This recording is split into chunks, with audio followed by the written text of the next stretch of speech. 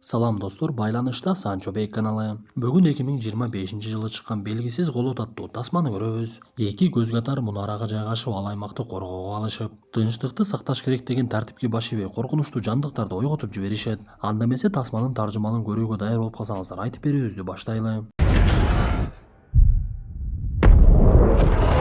Белоруссия өлкөсү жайкы мезгил учактын келип конуп жаткандыгын көрөбүз. Бул убакта учакты алыстан көз катар трасса байкап жаткан.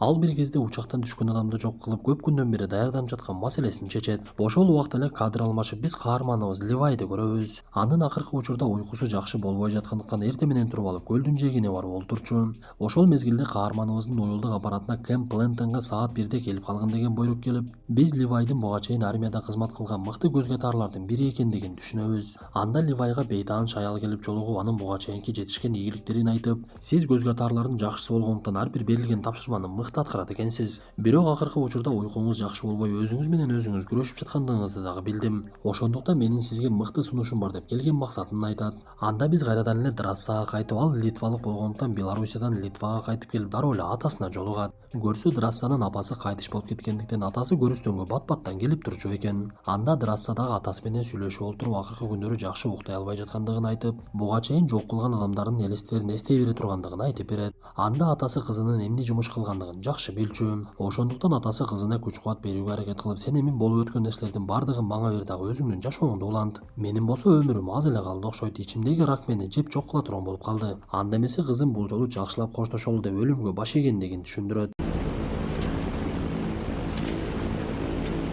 Бул убакта Ливай буга чейин бейтааныш аял берген сунушка макул болуп учакта бара жаткан. Бир кезде ага учактын жумушчусу чыгып анын буюмдарын толугу менен алып, анан дагы парашют менен секир деген буйругун берет. Анда Ливай дароо эле учактан секирип кетип, биздин тоолорго окшогон өтө бир кооз жерге түшүп, көздөгөн жерине жөө-жөнөп арыдан бир канча убакыт өткөндөн кийин гана жетип барат. Анда каарманыбызды Джейди деген кара терилүү жоокер тосуп алып, мен сенин келгениңе аябай кубанып турамын. Бир жылдан бери биринчи жолу тирүү адам менен сүйлөшүп жатам. Анда эмесе мен менен жүр, мен сага бардыгын түшүндүрүп берейин деп айтып бере баштайт. Каарманыбыз келген жерде туман баскан колот жана эки тарабында эки мунара бар болчу. Анда Джейди Ливайга сен батыштагы мунараны кайтарасың. Чыгыш тараптагы мунарага дагы жаңы адам келди окшойт, эртең менен кыймылды байкадым. Бирок эсиңде болсун, эки мунарада бирден адамдар болот, бирок бири-бириңер менен такыр байланышпашыңар керек. Мен бул жерде бир жыл толугу менен кызмат өтөдүм, эми сенин кезегиң келди. Сенин милдетиң бул жердеги мылтыктарды текшерип бузулганын дароо эле оңдоп, жарылуучу заттарды көзөмөлдөп, анан дагы колотту кайтарышың керек десе, каарманыбыз такыр эле түшүнбөй, мен эмне колотко эч кимди киргизбешим керекпи десе, тескерисинче жок, сен колоттон эч кимди чыгарбашың керек деп айтат. Анан дагы Джейди, биз бул колоттогуларды жарым адам деп атап коебуз. Бул иш-чара негизинен 40-жылдары эле башталган. Колотту тазалоо үчүн 2400 жоокерди жөнөтчү, бирок алардын бирөөсү дагы кайтпай калышкан. Ошондон кийин бул мунаралар салынып, колоттон эч кимди чыгарбаштын айласын кылып жүрүшөт. Батыш тараптагы мунараны Батыш өлкөсү көзөмөлдөсө, чыгыш тараптагыны Чыгыш өлкөлөрү көзөмөлдөйт. Анан дагы эң кызыгы, бул колот тууралуу эч ким билбейт. Жада калса өлкө башчыларынын дагы маалыматы жок. Эми кандай болбосун, сенин бул жердеги кызматың башталды деп каарманыбыз менен Джейди коштошуп ал жерден кетет. Саймадан супер сунуш.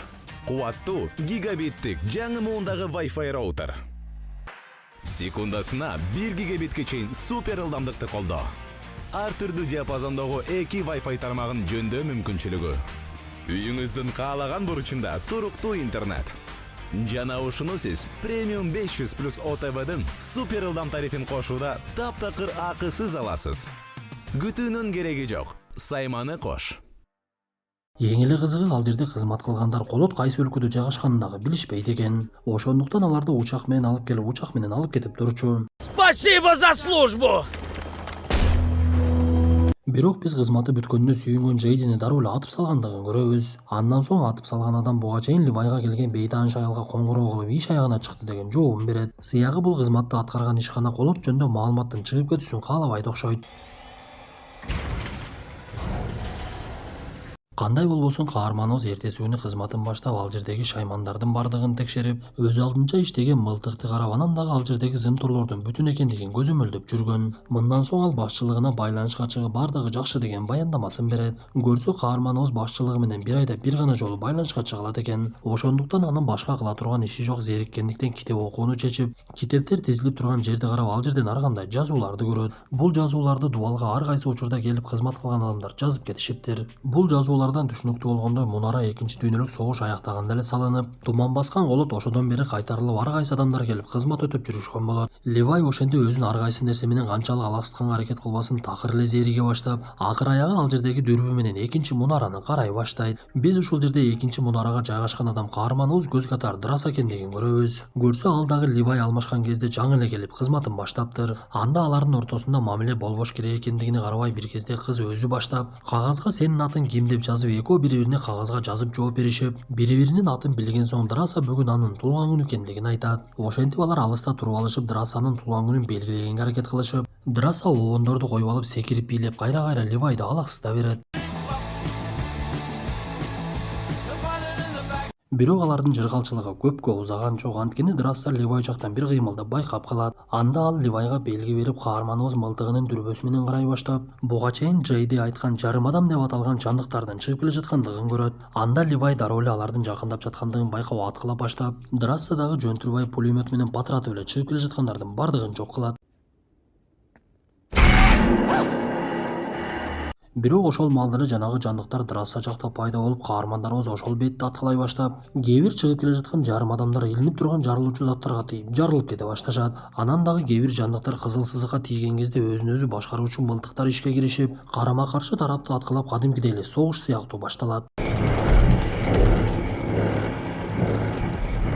Ошентип бир топ убакыт өткөндөн кийин жандыктардын дагы кыймылы токтоп, каармандарыбыз дагы атуусун токтотуп, Драса жарылуудан жаракат алган жерин дарылай баштаган. Эртеси күнү Ливай жарылуудан зыянга учураган темирлерди ширете баштап, жарылуучу заттардын ордун толуктап ишин жүргүзүп жаткан. Ошол мезгилде эле колоттон бир дрон учуп чыгып, белгисиз тарапка учуп кетет. Муну көргөн каармандарыбыз эчтекени түшүнбөй эле чарбачылыгын жасап жашоосун уланта берет. Бул убакта арадан көп убакыт өтүп, кыш дагы келип калган. Анда каармандарыбыз адаттагыдай эле зериккен мезгилде бири-бирин дүрбү менен карап, ар кандай белгилерди беришип, жада калса алыс аралыкта дүрбү менен шахмат дагы ойноп жатышты. Кыскасын айтканда, жалгыз жашагандыктарына карабай бири-бирин такыр зериктиришкен жок. Бирок кандай болбосун, кээ бир учурда каармандарыбызды жалгыздык стресске батырып, Ливай жакшы уктай албай түшүнөн чочуп ойгонуп, Драсса болсо атасын эстеп ыйлай берет. Ошол мезгилде Ливай буга чейин ал жерде кызматын өтөп кеткен адамдардын жазууларын дубалдан окуй баштап, жазуулардын бири каарманыбызга өтө катуу таасирин берет. Ал жерде адамдардын бири алыска барган адам гана канчалык алыска бара ала тургандыгы тууралуу билет деп жазып кетиптир. Ошондуктан Ливай дароо эле бир чечимге келип, гранатометтун огун бошотуп, ага дароо эле жипти байлап, Драсса жака өтөйүн деп жаткан аракетин Драсса дагы дүрбүдөн карап эле дароо сезет. Ошондуктан каарманыбыз гранатометту аткан кезде Драсса чуркап барып эле жипти талга байлай калат. Сыягы анын деле көзүн май басып чыдабай калган окшойт. Анда Ливай дароо эле жип менен экинчи өйүзгө өтүп жөнөп, Драссанын мунарасына жетип келет. Ошентип каармандарыбыз биринчи жолу бири-бирин жүзмө-жүз көрүшкөнүнө кубанып, бири-бирине жакшы сөздөрдү айтышып, Ливай Драссага сенин көздөрүң жакындан аябай эле укмуштуу да экен. Мен аларга чөгүп кетчүдөй эле болуп жатам деп Драссаны уялтып, кантсе дагы чогуу тамактанууну чечишип, экөө тең саркеч кийимдерин кийип алышып эле олтуруп тамактана башташат. Көрсө бул эки каарманыбыз тең азыркы учурда кайсы өлкөдө жайгашкандыгын билишпейт экен. Анан дагы алар менен болуп жаткан окуяларды сүйлөшүп, экөөнүн сөзү такыр эле түгөнгөн жок. Что это за место? Каармандарыбыз кечке чейин баарлашып, бири-бири тууралуу көптөгөн маалыматтарды билишип, кечинде Драса обондорду коюп, Ливай экөө жеңилбейге бийлей башташат. Андан соң экөөнүн ортосунда сезимдер пайда болуп, биздин тарбияга туура келбеген нерселер дагы болуп кетет. Ошентип таң аткандан кийин коштошууга дагы мезгил келип, каарманыбыз өзүнүн мунарасы жака жөнөп, Драсанын конок кылгандыгына ыраазычылыгын билдирип, жипке асылган бойдон кете баштайт. Бирок ошол мезгилде жанагы жарым адамдар дагы чыга баштап, илинип турган жарылуучу зат жарылып кетип, каарманыбыздын дагы жиби үзүлүп кетип, ал ылый жака түшүп кетет. Бул нерсеге күбө болуп турган Драсса эчтекеге карабай эле Ливайды куткарайын деп парашютун алып алып ылдый жака секирди. Ал парашютун ачкандыгы менен туманда эчтекени көрбөй сууга түшүп калып агып жөнөп, бир кезде гана сууда жыгылып жаткан талды кармап өзүн өзү куткарат. Бул убакта Ливай парашюту менен талга асылып эс ооп калган экен. Ал бир маалда эсине келип эле анын жанына түшүнүксүз бир жандык келип калганын көрүп, аны аткылай баштап, ошол мезгилде парашютунун жиби үзүлүп жерге түшүп калат. Бирок ал түшкөн жерде дагы кыймыл башталып, тишке окшогон нерселер чыгып эле каарманыбызды курчай баштады. Бактыга жараша Драсса ошол мезгилде ал жерге жетип келип Ливайды куткарып калып, Драссаны көргөн каарманыбыз аябай кубанып, сен мени куткарганы келдиңби деп эле сүйүнүп кетет. Бирок маселе ушул бойдон эле бүтүп калган жок. Бир мезгилде эле ал жерге ат минген жарым адамдар келип каармандарыбызга кол салып, эки каарманыбыз же даракка окшобогон, же адамга окшобогон жандыктарды жок кылганга дагы жетишишти. Эң кызыгы Ливай ал жандыктардын үстүндөгү кийимин карап аны дароо эле таанып, бул 40-жылы колдонулган аскердик кийимдер экен. Сыягы булар жанагы атайын жөнөтүлгөн 2400 жоокерлердин бири окшойт деп таңыркайт. Эми каармандарыбыздын алдында кайрадан Мунарага кайтыш маселеси турган эле. Ошондуктан алар туманда жакшы көрбөгөндүгүнө карабай эле Зоолор жака жөнөп кетишет. Каармандарыбыз бара жатып өтө бир түшүнүксүз сүрөттөрдү көрүшүп, анан дагы эски үйлөргө туш болуп, ал жердеги айлана чөйрөнүн бардыгына дарактар өсүп, тамыр басып кеткендиги байкалат. Анда каармандарыбыз эски чиркөөнүн ичине кирип, ал жерден өтө көптөгөн сөөктөрдү көрүшүп, бир мезгилде кыймыл башталып эле жөргөмүш сымал жандыктар каармандарыбызга кол сала башташат. Ал аз келгенсип эшиктен жарым адамдар дагы кирип келишип, каармандарыбыз болушунча аткылап өздөрүн коргошуп, акыр аягы дубалды жарып ал жактан качып кеткенге жетишип калышты. Загонят в угол конец.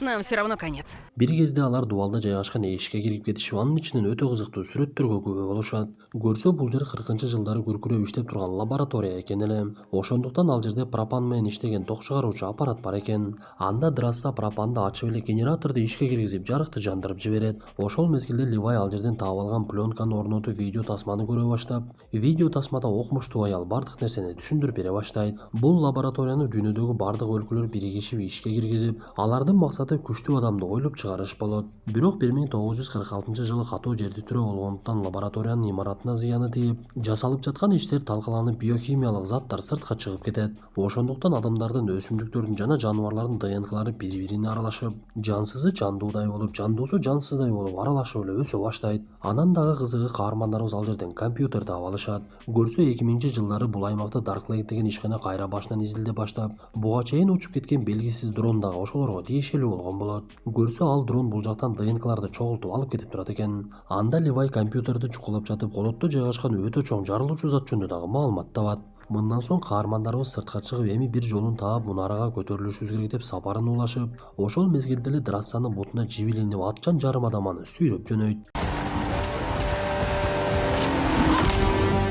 Ливай анын артынан чуркап такыр эле жетпей, бирок кайда кеткендигин көрүп издеп жөнөгөн. Бул убакта эсин жоготкон Драссаны жарым адам колун байлап асып салыптыр. Бир кезде өзүнө келген Драсса байланып турган жерден секирип түшүп, дароо эле жарым адам менен мушташа баштап, жарым адамдын кылычы бар болгондуктан Драсса жеңил ызасын тарта баштайт. Бактыга жараша ошол мезгилде каарманыбыз жетип келип калып, Драссаны куткарып калды. Ал өлгөн жарым адамдын кийиминин калдыгындагы жазууну окуп, ал жерде Брэдфорд Шоу деген ат тургандыгын көрөт. Көрсө батышта жайгашкан Мунараны эң биринчи Брэдфорд Шоу деген адам кайтарган экен. Сыягы бул адам дагы жер титирөөдөн кийин химиялык кубулуштарга дуушар болгон окшойт. Кандай болбосун каармандарыбыз андан нары сапарын улашып, унаалар жайгашкан имаратты табышып, ага жаңы аккумулятор салып, унааны жүргүзүп алып эле жөнөп кетишет. Алар бара жатышып, каарманыбыз буга чейин компьютерден окуган атомдук жарылуучу заттын илинип тургандыгын көрүшүп, Ливай түшүп кеткен жипке унаанын лебедкасын улашып, ошо менен чыгып кетүүнү көздөшөт. Анда каармандарыбыздын ою ишке аша баштап, алар өйдөнү көздөп чыгып жөнөштү.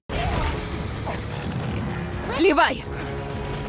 Бирок ошол мезгилде эле каармандарыбыздын артынан тырмышып чыгып келе жаткан жарым адамдар жетип алышып, алар менен катуу мушташ башталып, каармандарыбыз жарым адамдарды жок кыла башташат. Бирок ал жерге келген жарым адамдар такыр эле түгөнбөс болду окшойт. Ошондуктан каармандарыбыз айласы кетип, Мунарага аз эле калгандыктан жипти үзүп, унааны кошуп түшүрүп жиберишет. Я как будто побывал в аду. Бактыга жараша каармандарыбыз Мунарага кайтып куткарылып калышып, бирок алардын алдында дагы бир маселе турган. Каармандарыбыз колотко түшүп, химиялык заттар менен дем алгандыктан аларга дагы оору жугуп калышы мүмкүн. Буга чейинки окмуштуу видео тасмада айткандай, оору 5 күндүн ичинде билиниш керек болот. Ошондуктан Ливай өзүнүн Мунарасына кайтып, буйруса 5 күндөн кийин көрүшөбүз деп кетет. Бул убакта каармандарыбыз башчылыгына байланышка чыга турган мезгил келип калгандыктан Ливай дароо эле байланышка чыгып, жагдайды баяндап жаткан кезде аны менен биз билген бейтааныш аял сүйлөшө баштайт. Биз ушул жерде бул аял Dark ишканасында иштегендигин түшүнөбүз. Көрсө каармандарыбыз компьютерге келген кезде ал аял видео байкоодон бардыгын көрүп коюптур. Ошондуктан ал Ливайга буйругун берип, сен экинчи өйүздөгү адамды өлтүрүшүң керек. Ал Мунарадагы адам тартипти бозду деп буйругун берип, андан соң адамдарына кайрылып, Ливай биздин тапшырманы так аткарган жок, биз аны жок кылышыбыз керек деп дароо эле жөнөп кетишет. Бул убакта каармандарыбыз колотту толугу менен жок кылуунун аракетин көрүп өздөрүнүн иш-чарасын башташкан. Бирок бир мезгилде эле каармандарыбыз учуп келе жаткан тик учакты көрүп эле качып жөнөшөт. Анткени каармандарыбыз эртелүү кеч булар бизди жок кылышат деп түшүнүп калышкан эле. Анда ал жерге келген бейтааныш айыл адамдарына буйругун берип дрондорду учурушуп каармандарыбызды кубалатып, экөө эки жакка качып бара жаткан каармандарыбыз дрондорду жок кылуунун аракетин башташат. Анда экөө тең алыстан таамай көзгө тар болгондуктан дрондорду жок кылыш аларга көп деле оорчулук жараткан жок. Бирок каармандарыбыздын максаты мунарадан 4 чакырым алыска качыш керек болчу. Сыяга алар өтө чоң бир ишти мерчемдеп коюшкан окшойт. Бир кезде экөө эки тараптан аткылап буга чейин орнотуп койгон жарылуучу заттарды ишке киргизип, колотту бөтөн көздөрдөн кайтарып турган антенналарды жок кылышат. Бул учурда ал жерде жайгашкан атомдук жарылуучу зат өзүн өзү ишке киргизмек. Анда бейтааныш айыл адамдары менен биздин 2 эле мүнөт убактыбыз бар деп учакка олтуруп алып качып жөнөшүп, көрсө каармандарыбыздын дагы 4 чакырымдан алыс качуу максаты жарылуучу заттан коргонуу экен. Ошентип бир кезде атомдук жарылуучу зат ишке кирип колот толугу менен жок болуп, учагы менен алыска качууга жетишпей калган Дарклейттин кызматкерлери дагы жок болушат. Бул убакта каармандарыбыздын колоттон чыкканына 2 эле күн өткөн болчу.